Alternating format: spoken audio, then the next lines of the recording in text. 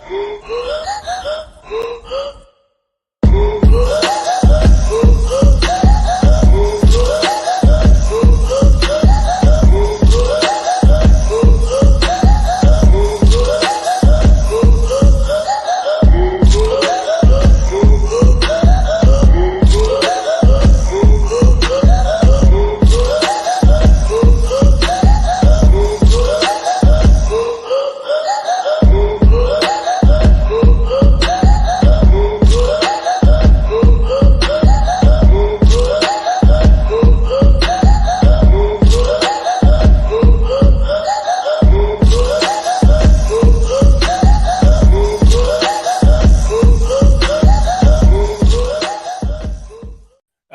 want to welcome you to the Weekly Women's, presented to you by Fordham Distillery. We are brought to you by BetOnline, which remains your number one source for all your sports betting this season. Everything from NFL and bowl seasons to esports. BetOnline features live contests and live scores for almost any sport. It's the easiest way to bet on all your favorite leagues and events. So head on over to BetOnline and receive your 50% welcome bonus with your first deposit. Make sure you use the promo code BLEAV to receive rewards. Bet online where the game starts. And we are joined by guest today, Arkansas softball assistant head coach Matt Meuchel. Thank you again for joining us. We've been putting this in the works to get coaches, and really wanted to get your insight on the team. You're all about the analytics of the team and the continuity that y'all have with the softball program. Your rise has been remarkable. So for joining us. Yeah, thanks for having me. I mean, it's that time of year. Excited to get geared up and excited to talk Arkansas softball. Yes, sir. So for those who don't know, just talk about, your journey to Arkansas, where you were before here, if you had any playing days, and then what it was about Arkansas that wanted you to come here and coach for Coach Deifel. Yeah, kind of funny you asked that. I guess I'm part of the Nevada to Arkansas pipeline. That seems like it's been a pretty common theme here. So before the stop, I was the head softball coach at the University of Nevada. My last season out there actually was Coach Musselman's first season at the University of Nevada. I was out there during Coach Harper's time as well. So, 3 head coaches at the University of Nevada are now at the University of Arkansas. At the time that I got the call from Courtney, it was a situation where we were just prepping for another year. We just came off maybe a 35-12 season out there, had a great season, mid to late July. And it was a situation where, at that point, you're trying to get yourself ready for the next season. The next season that's out in front of you. I got a phone call from her, and she just kind of presented it like, I've got, my assistant at the time is a lead candidate for the Purdue head job. Really think she's going to probably get it. You're the person I want for the position. Is that something that interests you? Are you interested in being an assistant again? And I said, honestly, that's not really something that I've thought about. Like being a head coach, except for this one job. And really the reason for that was I've got young kids. At that point, I had really young kids. Now they're 10 and 7. At that point, they were 3 and weren't even 1 at that point.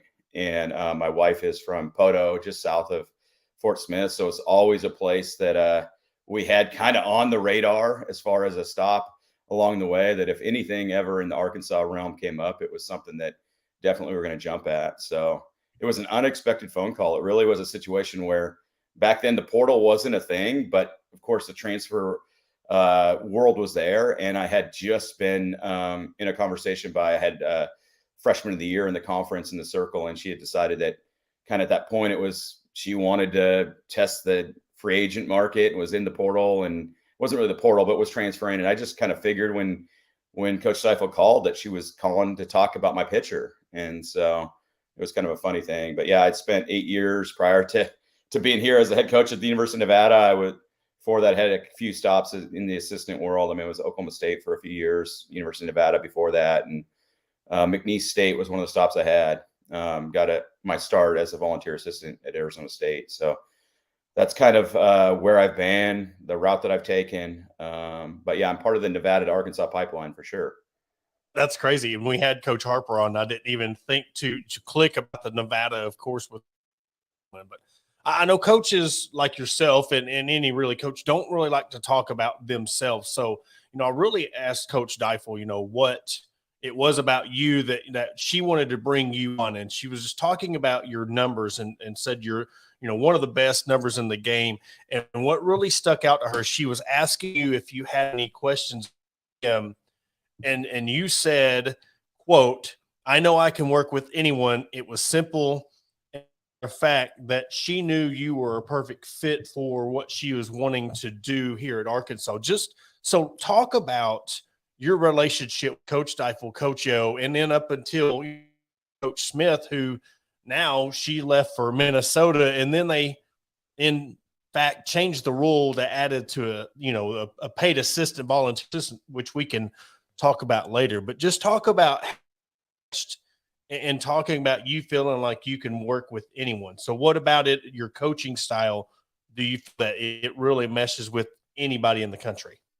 Well, I mean, I think it's a little bit of a combination of personality, a little bit of coaching style, a little bit of where I was at experience-wise, certainly as a head coach, and working yourself through the realm. As a head coach, you really have responsibility over the whole end of the program. So, I mean, you have to have the ability to manage and have a small expertise in all areas. So I just knew whatever area of the game that she needed me to be able to be in at the moment, that I was going to be fine in that space, that I dealt well with all personalities.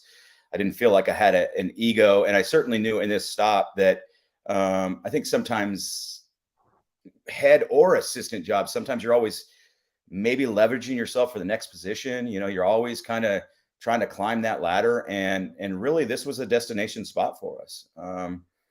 I didn't really have a long relationship with the staff here, and kind of had hoped that it was going to go as it now has 7 years later. As you look back, just been the most amazing experience of our life in where we're at. But I just knew that there haven't been a lot of people that I didn't get along with over the course of time. I mean, I've been several places for several years, and it's kind of like I can work with anybody. I can work with most personalities. I feel like I can communicate with most personalities, and I just kind of feel like I can provide value in a lot of different areas. So whatever the strengths were of the group collectively when we got here, I felt like I could provide value in some of those strengths.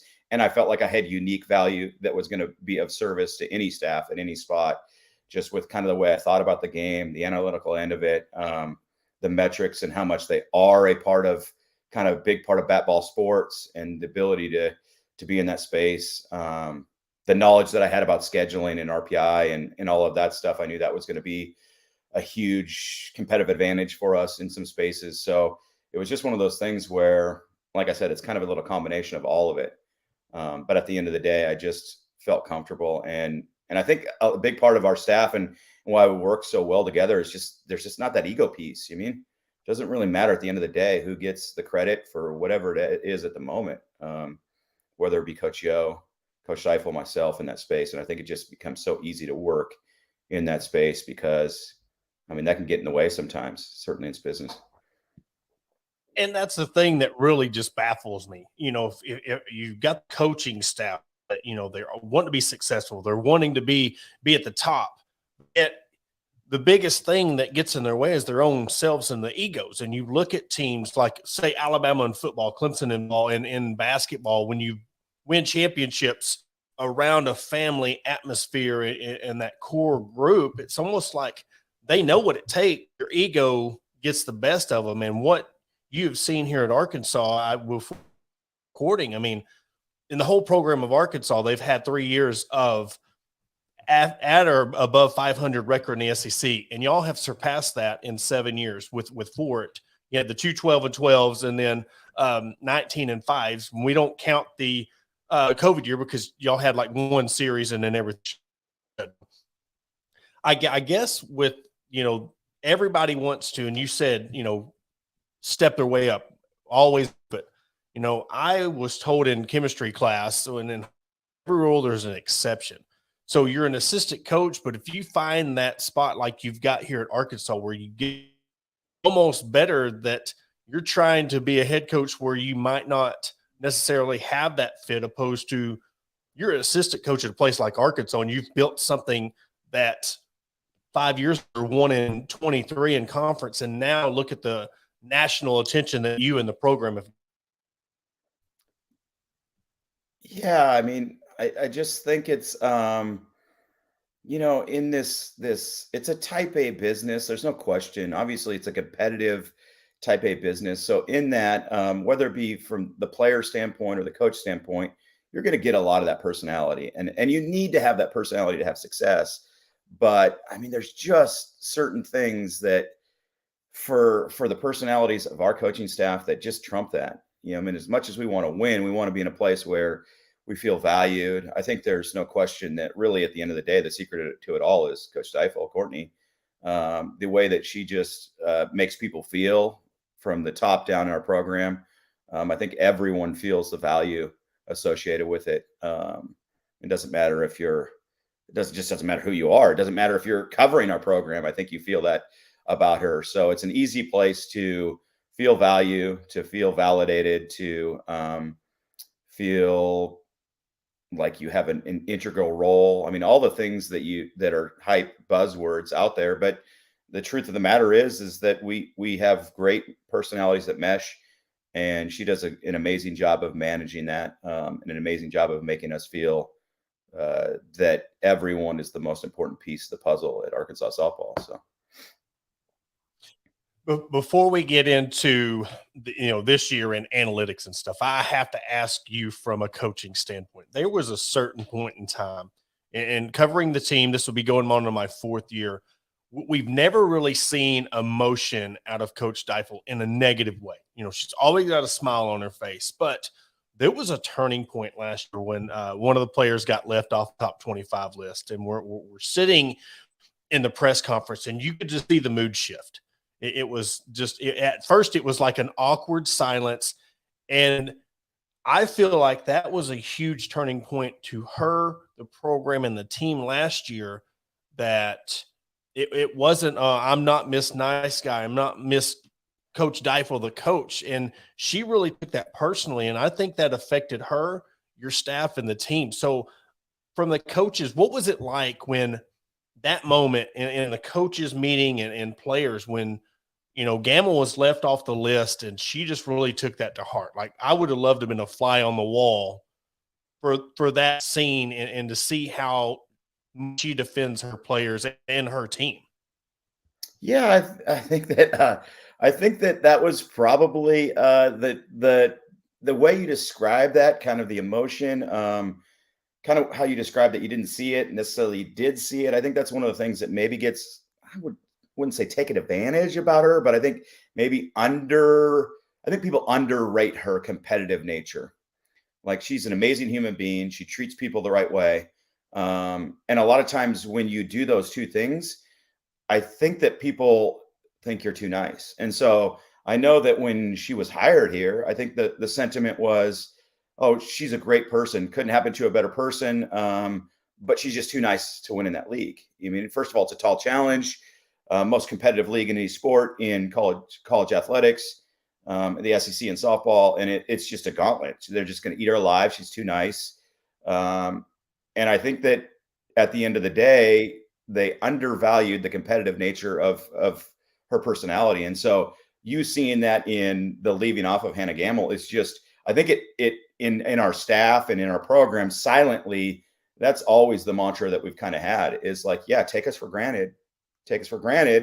And then, we're going to go to work and try to show you. And that's kind of been what it is in this slow ascent up on the path of the program. So I think you see that. I think that certainly she feels like we have a ton more work to do, but at the same time have been pretty consistent on the climb that we're at, and is not going to allow people to not show respect for the nature of the climb and for the nature of the player. And certainly is, like any mother out there, is going to kind of, when her young are attacked, she's certainly going to be in that space where she's going to protect that group. But I think that example that you give is a little bit of like the national as well as conference sentiment to what was going to be Courtney Deifel's Arkansas softball program. And I think it's been like, whoa, you mean she's a bit more competitive than we gave her credit for. So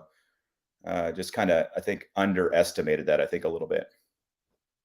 And then, of course, every time I've come to a practice or watched, you're always there with your laptop and doing the analytics, and just as simple as shortening up a pitcher's stride or shortening up a stance. It's been when we talk about analytics and the technology. I happened to be there a couple of years. Well, it was last year when Shanice started really using her drop ball, and I mean, one practice in, she had it down and then really started using league play. So, what is really, when it comes to the analytics, the technology that comes along with how much has that really helped you in really analyzing these players and making them better from a travel ball sense to an SEC type player? Yeah, I mean, I think it's in a lot of what we do. I mean, so much of what we do from a training aspect to a player tracking aspect, a performance tracking aspect, to the decisions we make in game, to the decisions we make before game, as far as who's going to play, the lineup, all that space. We use it and dive a ton into it from a scheduling standpoint. Certainly one of the, I mean, it's been like a gift for really came easy to me on the math end. It always has. It's been quick. It's been, as I played, it was one of the things that I loved about the bat ball end of it. There's just so much of the game that we keep track of and have for hundreds of, 100+ years on the baseball, softball end. And there's so much that can be described out of the game, mathematically and statistically and metric wise, that is a great thing. And I think that as we have progressed, our younger players have now, that's what they know. I mean, their time in this game, I mean, they're 23 years of age at the most. So you're talking about people that are born in 99 or 2000, and that technology has been continuing to increase. Yeah, you laugh. Continuing to increase through time. But for the most part, most of them are playing with some sort of technology piece in which you have technology and training. So it's one of those things I think a lot of programs are continuing to hone in from a training standpoint, continuing to, there's companies out there. There's a lot of companies that are trying to be in the market right now, and there's certainly a lot of dollars to be had in that space. So I think we're still in the infancy of understanding what correlates to what exactly from a training standpoint. So it's a little bit of a growing pains, certainly like in our program that we, as an early adopter program, sometimes it's a growing pains of what kind of technology are you using?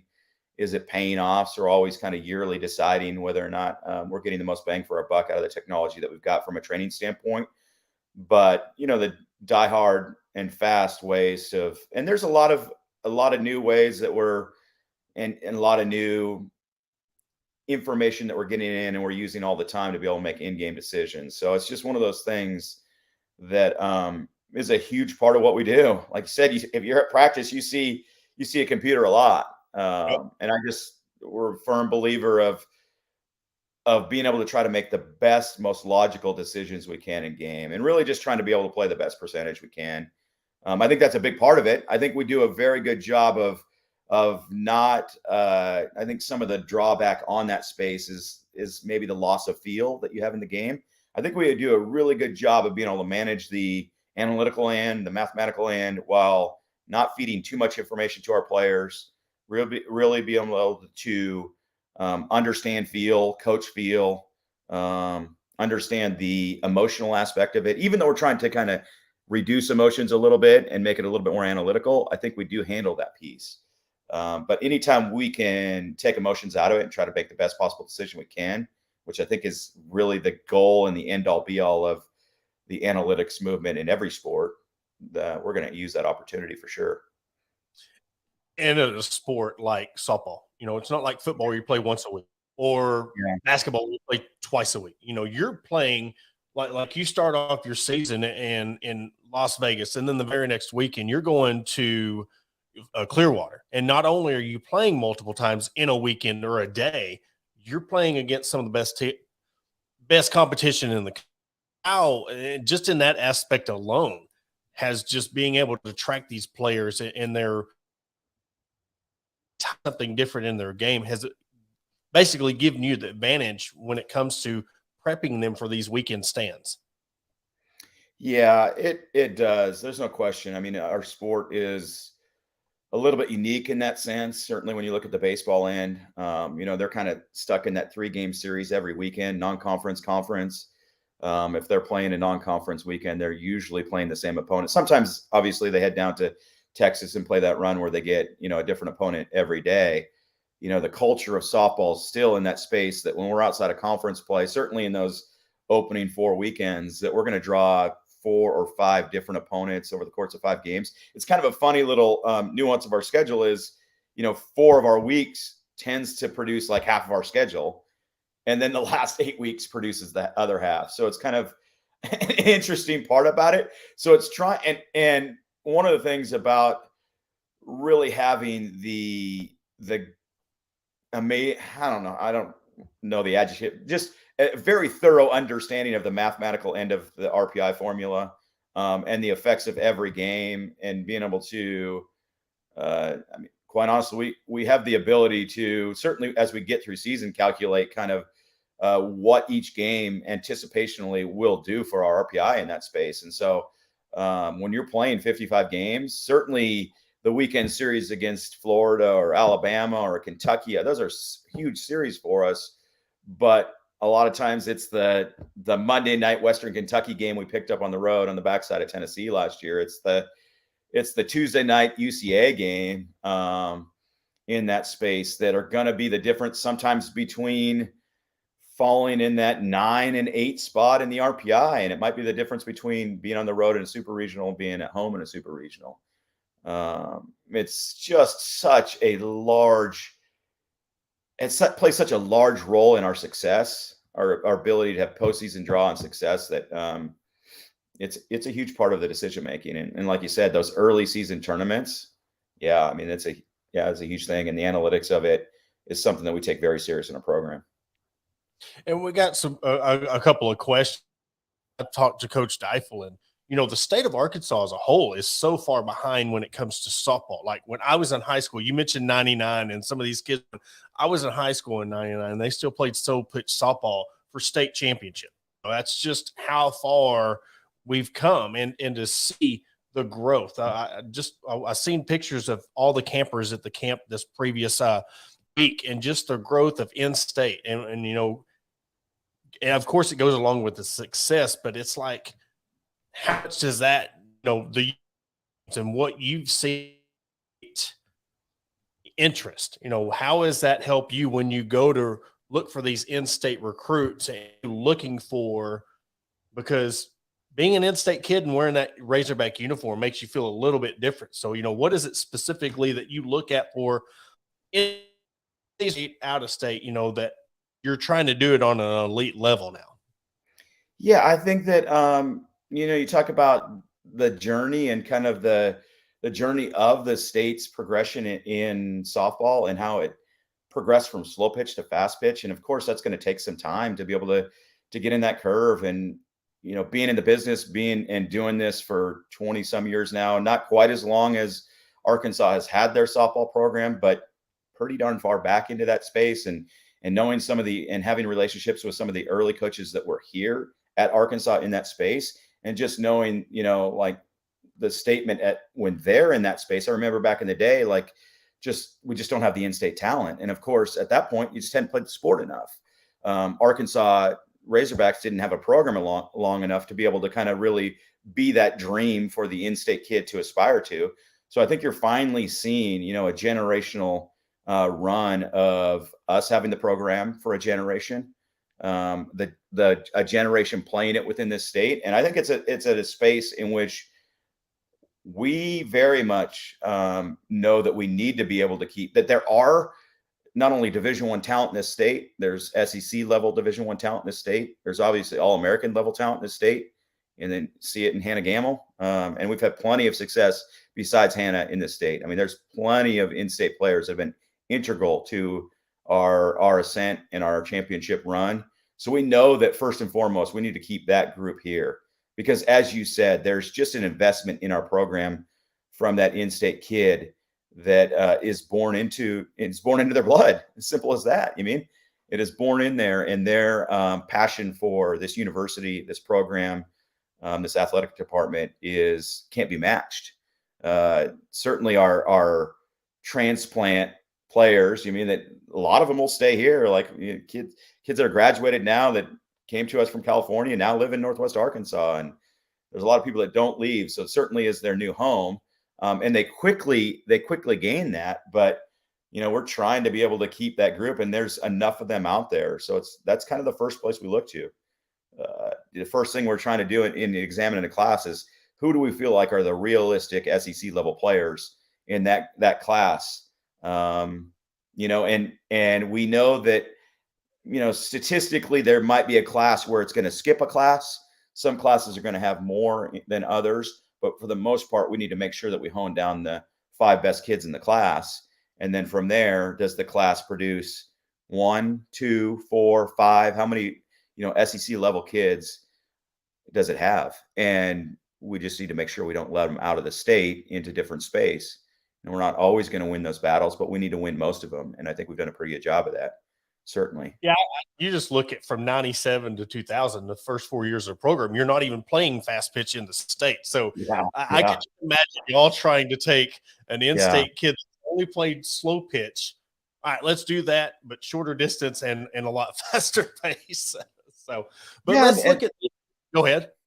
I was just going to say the athlete really – the level of athlete that was in the state back then is the same as now. They just didn't have that. So I think you got a lot of raw athleticism, but you just didn't have any game experience. You didn't have really as much understanding.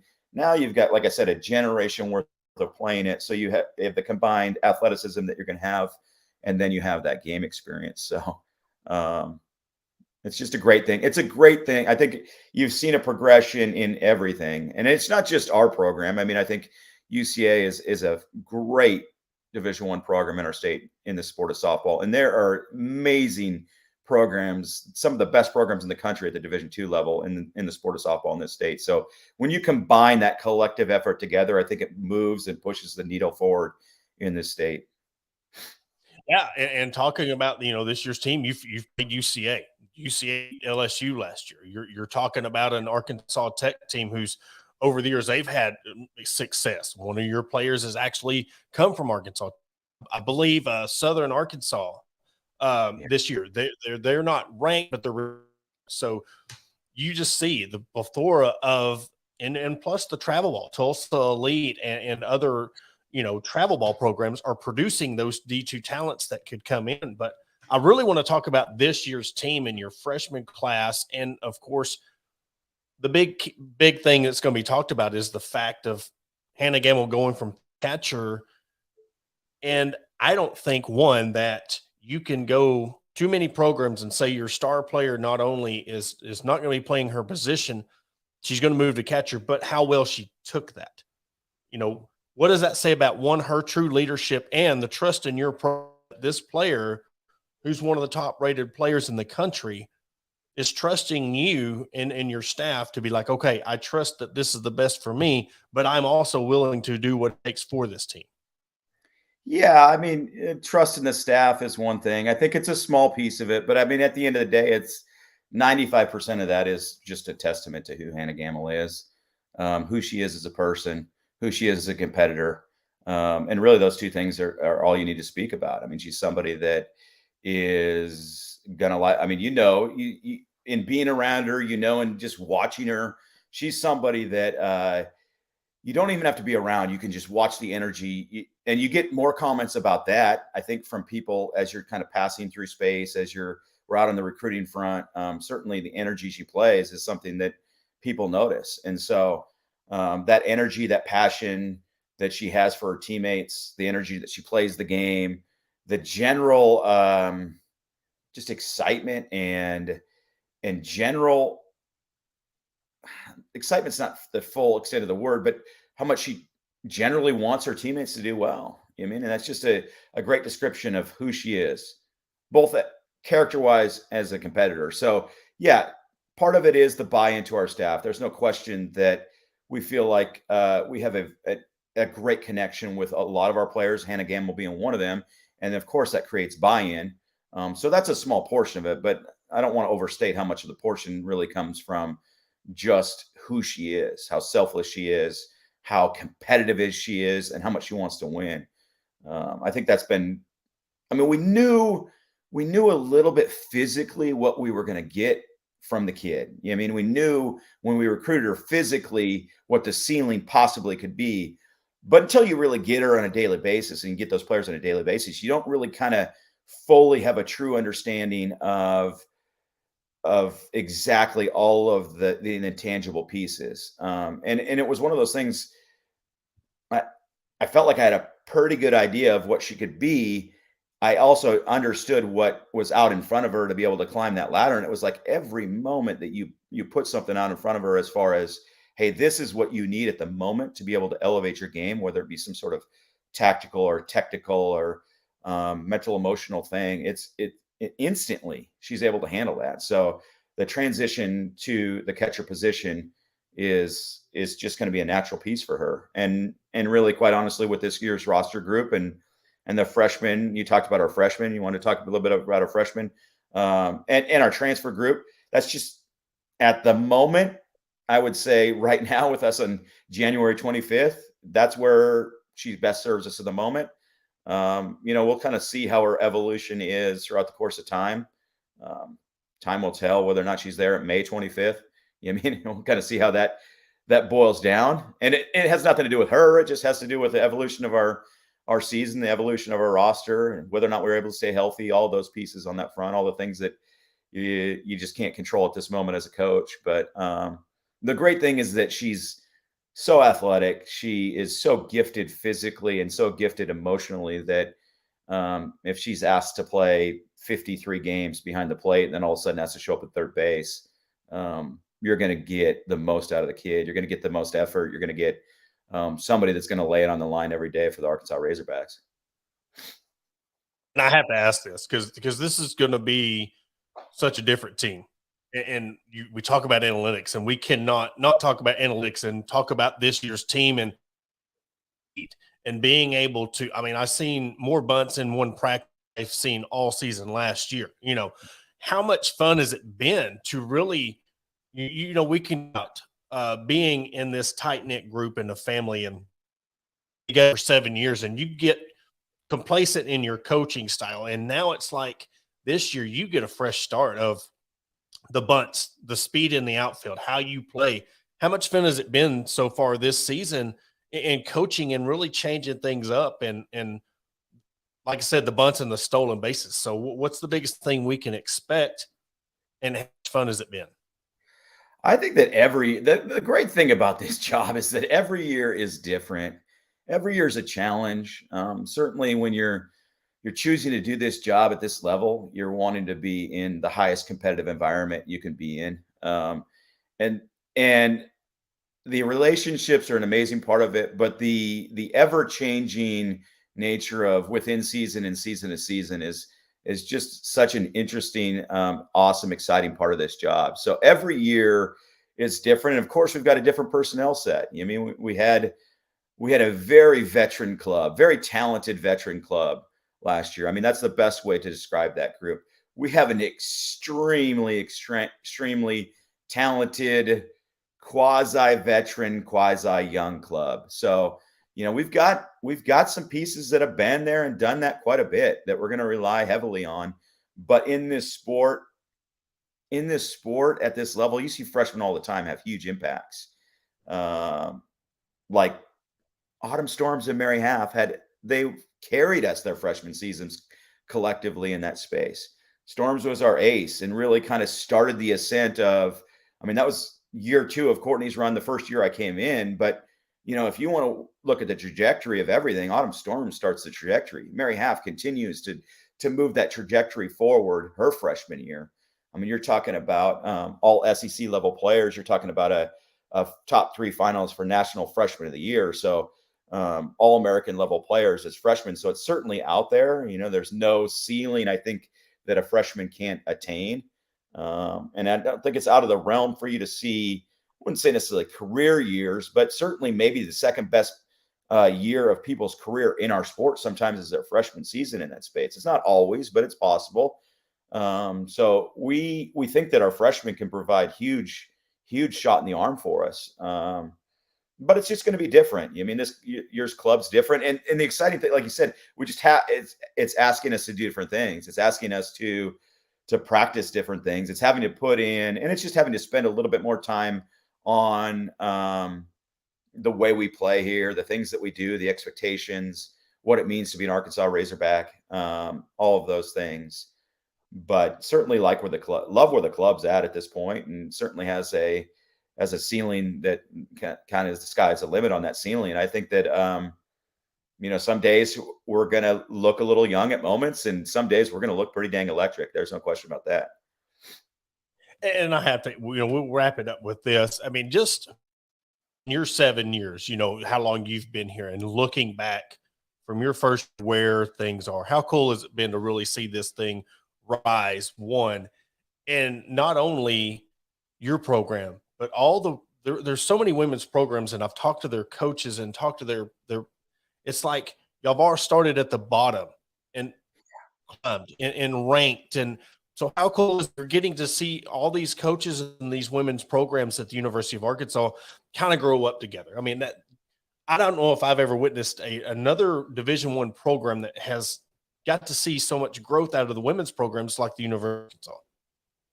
Yeah, it's just one of those things where, like, a lot of days, you're just putting your head down to try to do the university and the program the best you can do, and then it's just kind of at the end of it, you're trying to just step back and be like, man, this is so much fun. Just being able to, like you said, it is an amazing time to be in our program, but it's an amazing time to be an Arkansas Razorback. I mean, the 3 to 4 year run in every area has just been just off the charts and so much fun to see the passion associated with his fan. And we just knew it was there. The passion, I think that's the stage that has been created in our program and the programs around us is just that's just what you aspire it to be. When we came here, you see some of that you get that taste for that when you're looking at the success that the baseball program has had and the basketball program, and from an attendance standpoint, you just knew what was possible at Bogle. I don't think necessarily in your wildest dreams did you think you're going to see people shoulder to shoulder and not an inch worth of space on the berm. But and it's one of those things where it's the wallpaper on every computer I've got at this point. Every moment of the day that I can see that and just remind myself, because it's performing at that level in that environment is, I think, what every competitor aspires to. That sort of the turning point of when I knew things had clicked at Arkansas, there was 2 moments. I cannot remember what series, if it was a Razorback Invitational but it was 30-something degrees outside. There was a sign on when I went to get my pass, sold out. Yeah. 30-something degrees outside, and it was legitimately sold out. Because me and Paul Boyd laughed one time when they said there was like 1,500 people in the stands, and it was 30 because it was so cold. It was like, that point when people were filling the berm, and it ended up the skies cleared out, ended up being a beautiful day. But another one I will not ever forget, and my friends in Arkansas will really appreciate this, is when y'all played that first game at UCA. I can't remember. I would give her credit if I remembered her name, but that picture from behind home plate out in the outfield when you're playing at UCA, those 2 moments that's when it clicked of like, all right, there's something special. And it's been a pleasure able to be there from the bottom of the top and really to where it's new heights now. But yeah, I didn't mean to cut you off, but that moment, I remember it was 30-something degrees and being there and seeing the crowd eating snow cones out in the berm when it was 30, 40, 50 degrees outside. I mean, it was just amazing. Yeah.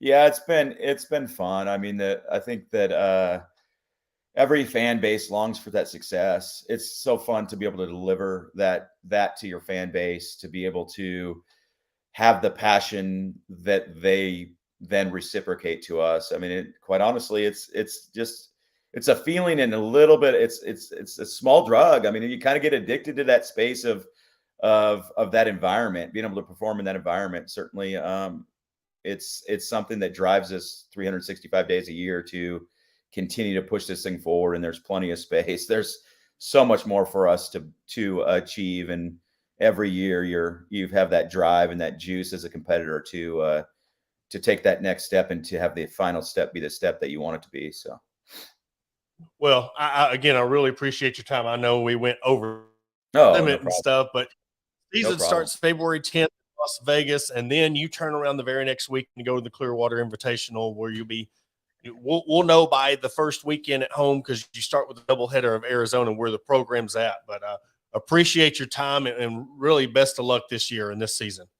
Well, I appreciate all the coverage. No problem.